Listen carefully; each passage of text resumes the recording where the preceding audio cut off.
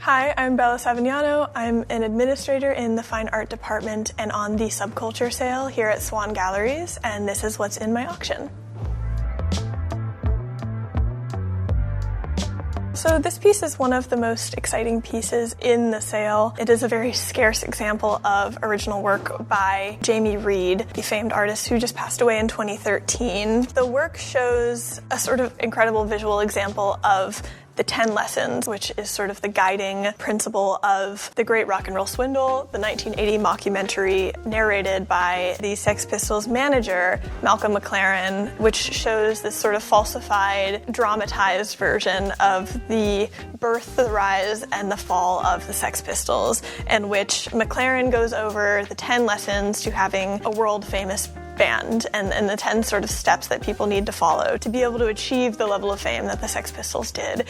And in typical Sex Pistols fashion, they're outrageous and insane. But this work was created by the British artist Jamie Reid, who was associated with the Sex Pistols through a number of works he did for them, most notably the cover of Anarchy in the UK, God Save the Queen, famous evocative symbols of the British punk scene and the Sex Pistols that have really transcended time. Reid met McLaren at art school in the 60s in London. He starts making work for the Sex Pistols after getting a call from McLaren in the mid-70s, and this is one of the works that he made a little bit later in regards to this film. This work came from a mid-80s show at the Josh Bear Gallery in New York and was shown alongside a number of his works. It was somewhat of a retrospective, showing works that he had made through the 60s and the 70s. In a review of Reid's show at the Josh Bear Gallery, the writer Carlo McCormick writes for Art Forum, Reid has helped to fuel and even to focus the nihilistic rage of his contemporaries,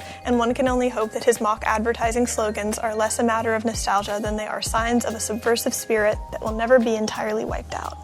We really don't see these types of works from Jamie Reid on the market. There's a number of his lithographs and prints and posters, but one of these original works of collage, which he was known for, is incredibly scarce, and this one's really cool because it has the sort of textual reference to The Great Rock and Roll Swindle alongside a number of visual references to the film. We get ticket stubs and stills and a number of wonderful photos from the movie, and it's very, very cool.